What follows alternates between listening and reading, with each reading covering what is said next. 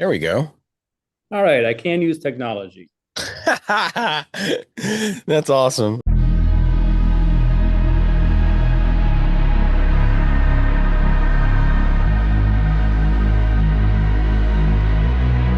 Welcome to Ash Social Cigar Club. You guys are cool kids joining us. Andrew Postel, welcome to the stage once again. Thank you for having me, Eric. I appreciate it. Yeah, we are forgetful people today, man. You can tell that we're off a little bit. It's all right. We got a stick. All is well. That's true. And hot tea. That's what I'm doing. Oh, great. Very nice. Very nice. Okay. Are you drinking anything? Not today. Okay. Guys, what are we doing? We are going to hit some hard topics inside of 25 minutes or less. We want to get you enough information for the week for you to feel qualified in communicating that cigar talk. Today, we are jumping into what we're smoking. Drew, it's all you, baby. Hey, today's this very special day. So every year, Cigar Aficionado, it's a magazine of note. There's very few cigar magazines out there, but they publish their top 25. And I'm partaking in number six, the number six most popular cigar or most tasty cigar by Cigars Aficionado. So it's a Rocky Patel. What they call this is the Emerald Robusto. It comes with a very Christmassy gold emerald wrapper that goes in the end of it, but you have to take it off to partake. And it's a very nice stick. And this is where we've always spoken about. You can have a very great cigar for not a lot of money. This should be usually under 15 at your local shop. It's a great cigar. It has complexity to it. Um, it's mostly Nicaraguan. There's some Honduras filler in it too. The way that I might describe it is that you might, I don't know, maybe there's some coffee and leather that you can detect in the cigar. So I feel like it's a very spicy cigar to me. However, on the medium to full scale, this is more on the medium side. So some of you might think a little bit more mild cigar than what Drew normally partakes. So, Eric, what are you having today? Bro, I pulled all stops today. Today's the Trinidad cigar. Now, you know a little bit about this one, don't you? That's the number five cigar from Number Cigars five. Aficionado. That is an excellent stick right there. Wonderful. Espirito. Yeah, that's a really nice one too. Also retails at your local cigar shop for less than $15 in most cases. So, Eric, can you describe the cigar that you have? Yeah, this is a Nicaraguan tobacco as well. It is delightful. So I'll give you a little story on this one. So I found this one and somebody had recommended it. I probably read it somewhere that it was one of the better cigars out there. And I was like, man, I don't know. So I got one, I tried it. It was okay, right? And we always talk about the surroundings that we're in. If it's not perfect or if it's not serene or if it's not completely relaxed, you don't get the full experience. Well, I gave this one another shot, and the second one knocked my socks off. And I was like, okay, it might have been a blend issue. I don't know. But I will tell you that Trinidad, I'm going to give you another shot at this so you can see it. Look for that one in your local shop. It is chewy, it's peppery, it's citrus. Um, it's a really good cigar. I will say I've seen it as high as 94 points on that system that they have. But it is definitely a top 25 for 2023. Yeah, and we've been having cigars for a while, so everybody's palate's different. Don't think that just because they say it's the top one, it will be your top one. You can absolutely have different ones, but most of us pay attention to the cigar aficionado ranking system because they do pay people on staff to taste blindly. They remove all the labels and have each cigar and rank them in a study. So it's pretty good. It's pretty good. There's some other ones out there too. Have you had this one before? I have. That one's a Yeah. very nice cigar. It's hard to find though. Specifically, it's hard to find. So sometimes those top 10, not every place carries them because they are so popular with everybody. Now the one that they rated was Bellicoso. So this one is just the standard size, but it's just slightly larger than a Robusto. I'm not sure what this one was. Let's see. It might say it on my wrapper. I don't know. That looked like a number three to me. It's a 54 by 6, so it's actually bigger than I thought. Okay, Um, very good. So 54 by 6, if you this is a good one. I go get this one. But Bellicoso is the one they reviewed, and it was $14 at the time of the review for the top five cigars. There's a couple on there that were pretty expensive from what I recall. Yeah, so this is like Cigar Aficionado is an international magazine. So because it's international, they often will put Cubans up there, and rightfully so. Cubans have a very good place in tobacco, if you can imagine. They do live up to the hype, but I will say, if you've never had one, you're not missing much. There's plenty of great cigars. But yes, in 2025, the number one cigar was a Padron 60th anniversary. I love that cigar. I think I've talked about it before. The owner of the company is an alumni of mine. He went to Florida State. So, yes, I'm very partial to them. But that stick retails for around 60. Ooh, that's a lot for anybody. And their number two cigar was the Cohiba Ambar, which is like $100 American if you can find it, and you can't. So why even have it on the list? But that's what they're an international magazine. From there, everything is very cost efficient.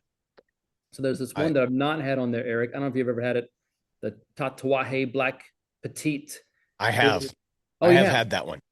I can never find it. So if you ever find it again, let me know. I'll split a box with you. Those are usually less than $10, but they're the petite lanceros, so they're very small, and they're like a 30 or 40-minute cigar. And then I there's one called the Cuesta Rey Centro Fino Sun-Grown Pyramid #9. Like it's got the longest name in history of all cigars, but also 12 or less at your local cigar shop. So that's the fourth best and third best cigars on the planet. Both of them less than 15. um I'll give you a secret. It's not gonna be a secret anymore. I establish relationships with local shops when they get stuff in, they know Ah, to call me. good. That's how you do it. That's how Yeah, you I got a couple of rare ones last week. They're not cheap. I'm not gonna lie to you. I don't get much of a discount, but hey, whatever. And by the way, if you're a military first responder, ask. Most places will give you a discount. Yeah. Do they give you a discount at your local shop for that? They do. Good, because at the place that I'm at today, they also give a discount, and it's hey, I'll take 10% any day for sure. I didn't know that about CI. That's interesting. Um, but yeah, so you guys now have the top five cigars, and three of those are completely attainable if you can find them. And I will say,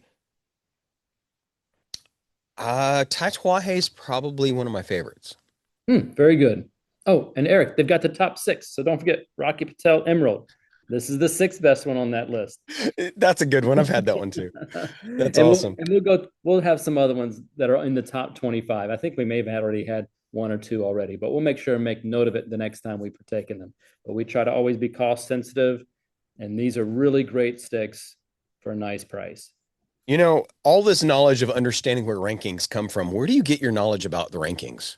Oh, okay. So, I mean, honestly, Cigar Aficionado and then the CI magazine, Cigars International, they give out a catalog. I call it cigar porn. It's just all cigars. And I love just looking through it and thumbing through it. And they have their 100-point rankings scale too. But if it's not medium to full, Eric, I'm probably not going to care what the ranking is. For me, medium to full is where I lay. So if it's a high touted cigar, but it's mild to medium, I usually am not going to like it as much as the medium to full ones anyway. There's a company out of Philadelphia that always sends out great catalogs called Holtz. You ever heard of them? HOLTS? Yes, sir. Oh, I have not. So Holtz is owned by, I think, Ashton, believe it or not. And they have several stores in the PA area, but they are number one on YouTube for. You ever see Moz and Foch go their interviews together for Holt No. Cigars? Okay, you're missing out on some pretty epic interviews between the two of them. I'm going to tout somebody else's podcast, but it is Holtz, Holts. Just look that up in YouTube and cigars, and you will be amazed at the amount of content they put out. And they're always dressed to the nines. I always love it. This is me, so I can't pretend to be that, but I love their content. That's great. but Do they they do do it? put They do it every week or every month, or like how often do they do it? it's pretty often. They have a full crew of doing stuff. They have the shorts, they have the longs, um they have unbanded cigars. They try to guess what they are. They Oh, that's always cool. pair it up like the best alcohol. Not my thing, but I'm telling you, it makes me want to at least try it occasionally. So, what are you drinking today? Okay, so today is black tea and lychee with oat milk and hot honey. Okay. Do So you normally have this when you're having a cigar? I do. This is my second one today. Awesome. Do you feel like it pairs well, or do you just like It drinking it normal? Yeah, it pairs really well with this one. It's this is a really I would say a little bit stronger in flavor. It's very cigary. And that mellows it out. It gives it a you can round it out with the sweetness. I was listening to a sommelier slash tobacconist. This guy was phenomenal. He was on the Creekside podcast, and this guy was talking about the similarities of being a tobacconist to being a sommelier, Hmm. and how when you sit down with dry meat like chicken, whatever dry meat that's in front of you, generally chicken is paired with a sweeter, lighter wine that's, you know, usually a white, possibly. Well, when you get to the fats and the saltiness of the steak, you want something a little bit drier to offset that for the salivation in your mouth. And I was like, that's the same thing for these things. Some cigars make you spit, some don't. You ever notice that? Oh yeah, definitely. I feel like the best drink for me to pair with a cigar is a big tall glass of lemonade with ice in it because I like having a cigar in the hottest days that I can be in, and the lemonade is a refreshing thing, and then I go back to the heavy piece. Now this is just me personally, right? Everybody's different, but tea Yeah. pairs really well with a lot of different cigars because they've got such complex palates to them. It's either tea or coffee for me most of the days. And there's that occasional time that I really crave a Pepsi Zero. And that really like that crispness with that cigar, just I don't know, something does it. And this is like for those of you watching and listening, like we don't drink. I mean, I haven't had a drink in probably 18 years. Eric, I think you drink once in a while. Maybe. So Yeah. really, whenever we speak about things to have with our cigars, we're talking about non-alcoholic beverages. There's plenty of places. We respect everybody what they view. Most people can drink responsibly. I could not. So now I just make sure that I'm having something light. I like teas as well, Earl Grey, black teas. A lot of them have very similar notes to them that help complement a medium to full bodied cigar. You can certainly do like a jasmine tea or a green tea. Those usually pair better with mild to medium cigars. And there's plenty of other non alcoholic beverages that you can have. There's even a place close to us where all they serve is coffee and tea and cigars. It's like a coffee tea lounge. And then right next in another room, you can have a cigar with them. So it's a really, it's a thing. You can absolutely pair teas and coffee with your cigar. I saw a report just yesterday about how far down in alcohol sales we've seen recently. Hmm. I think a lot of people are kind of on our same level of finding other means beyond alcohol. Yeah, I mean, there's a time and place for everything. I mean, heck, we're talking about tobacco here. This isn't the best thing for us, No, so I don't, no. I don't want to knock anything, but there's plenty of places that you can relax that you don't have to partake in alcohol to do it. If you ever see me do this, I'm not being weird, but this is like the thing that I do with cigars. I smell right like three-quarters of the way up. Uh huh. And it's like, do you remember as a kid smelling that cigar for the first time? You either loved it or hated it. I was the love it guy. Mm-hmm. And it just takes me back to that moment of smelling that cigar from afar. And it's just beautiful. It's just one of those smells I love. So my family grew tobacco, and everybody in my family smoked cigarettes. So the smell of tobacco absolutely has been part of my childhood. And Yeah. even though to me, cigarettes are not where it's at, but smelling a cigarette, I'm like, oh, reminds me of family. Yeah, amongst many other things. Yeah. Hot boxing in the car with grandma. Um, my grandparents smoked too. I get it. Well, here's one thing that I was digging through the cigar stash, and I picked out a couple to put out on my desk here, and one of them is a really old cigar that came in a humidor from uh, an estate sale, and Oh. It was really old. Like it hadn't been humidified in probably like at least 5 years, at least. Is it possible? Can you revive a cigar after it's been sitting like that? Oh. Okay, so sort of, Eric. Sometimes they're just too far gone. I mean, if they get dried out, no matter how well you do revive it, it's not going to have the original potent that you had if you kept it in a good place. So if you missed earlier episodes, go back and check it where we talk about just using a Ziploc bag and a Bovita pack. You don't have to get crazy with this. Even if you just got a cigar from a wedding or whatever, gift, keep it in a Ziploc bag with a Bovita pack. It's fine. But if you do find a dried out old cigar, absolutely you can revive it or try to attempt to by doing the same method. Bovita packs, you can get them online. You can almost have them overnighted to you. If it's really dire, I've even put water in a Ziploc bag and left it on the kitchen counter to help a stick get back to in where it needs to be. Almost every cigar I purchase, though, I keep in my humidor for 4 to 6 months anyway, even at the store, because they had to ship it. I don't know if they're doing anything humidity wise in the truck, probably not. And then they keep it in their storage locker, and are they keeping that where I want it to be? So even your basic sticks, you should be aging in your humidor or your process or your Tupperware for a few months, I feel.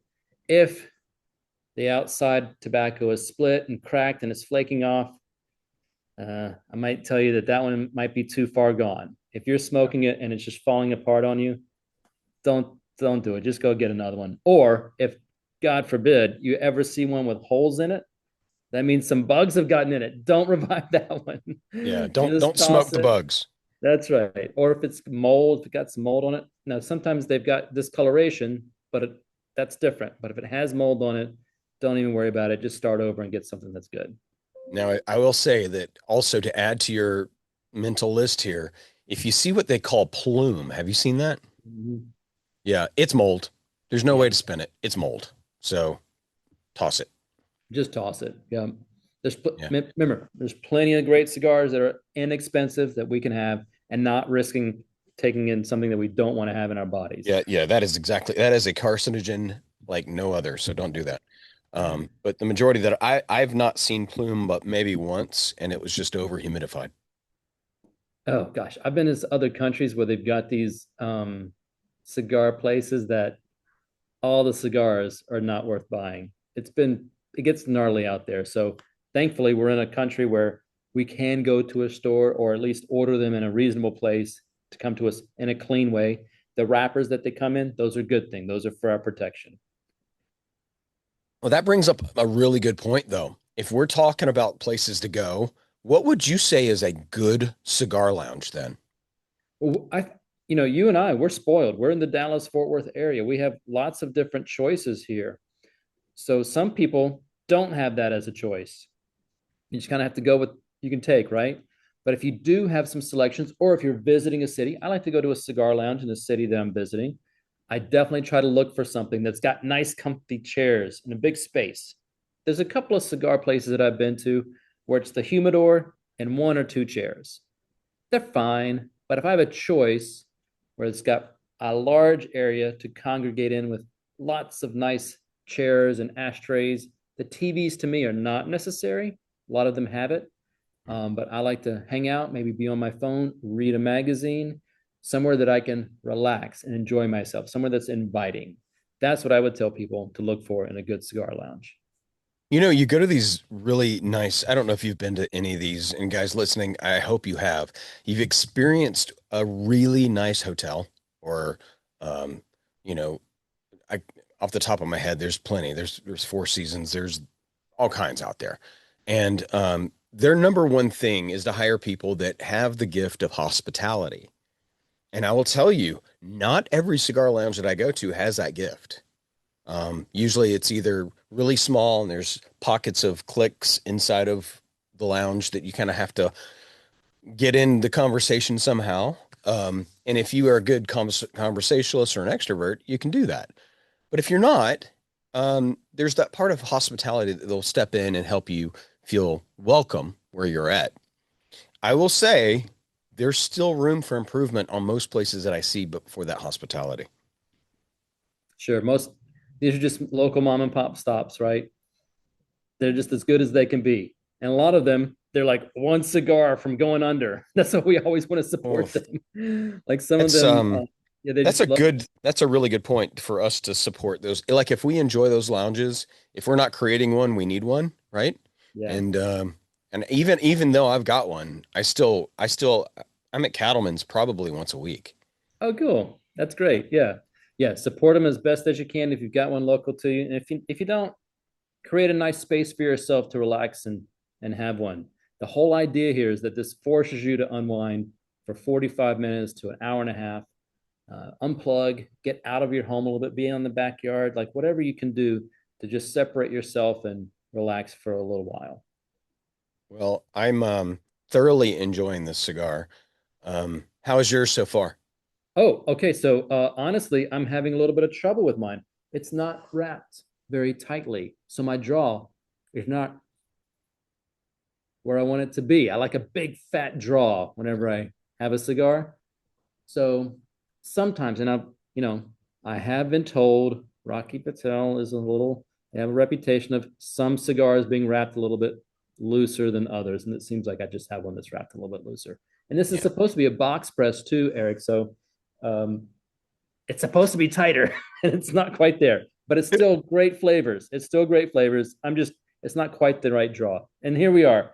These are first world problems. We're cigar snobs, right? We want a perfect cigar every time. And at the heart of it, some of these are hand rolled. It's not gonna be perfect every time, but we do our best. Yeah, for yeah, yeah. It's a crapshoot. It really is. Some brands actually are more that I've noticed more of a crapshoot than others. Yeah. Um, but I will say there's a occasionally you're like, oh, that's a good one. And Rocky's one of them. He's got two cigars that I think are pretty on point. The Decade is usually pretty good. And then he's got an anniversary 30th that I can't even find that is phenomenal. Oh, hold on. Do I have that here? Let me see here. Hmm. No way. That's a Guys, have Perdomo. this one? Shut up. You have, shut up. Not planned, everybody. Not planned. Oh, that Yeah, was not planned. Holy I have one moly. right here. It's very nice. Yeah, these are great. Where, I only had two left, and I just thought I would bring one with me just in case. that's awesome. That is so cool. Well, on that note, I think we got a lot of information to you guys this week. I'm hoping that you kind of understand there's more to life than just pairing with alcohol. There's opportunities for you to, if you have an old cigar, you can revive it now, hopefully, provided it's just not too far gone. And if you light it up and it's just not what you wanted, toss it, get another one. And obviously, you want to find good company like Drew to sit down and have that experience with as often as you possibly can. Drew, you got anything else you want to throw out there today? I do. I want to give one thing. I want to have a listener challenge here for a moment. So we're talking about being together, partaking in a cigar, and we always like a value, right? So the challenge that I have our listeners today, if you want to accept the challenge, I want you and a friend to go to your local cigar shop, and I want you to pick out the cheapest, least expensive cigar you can find at that shop. You and your buddy each pick one of a different brand, have it together, and try to find one positive thing with it. Let's try to find one positive thing with the cheapest cigar you can find at your local shop. Let's give them some love and try to be positive. And if it's not that well, go get another one. But let's do that for a challenge. Get a friend, grab the least expensive cigar you can at your local shop, and see what you can find. Oof, man, that's gonna be interesting. Yeah. That was not planned either. I had no idea you were going to do that. If you would like to share it with us, take some pictures of the labels, give us the comments, email it to us, put it under here. We'll talk about it. We'll maybe even have the same cigar one day and see what you found. Okay, so if you guys are going to do this, find a brand. Don't do the local roll of any kind. Do something that we can go and purchase. And I give you my word, I will go get that cigar and I'll see if it matches your description of what you got for your positivity. Oh, Drew, that was great, man. Thank you. All right, well, you guys next week, once again, we will drop. Episode 3 is out now. So if you would go and like and subscribe and comment and go get yourself a cheap cigar. Take it easy, everyone. We'll see you soon. Take care. Bye bye.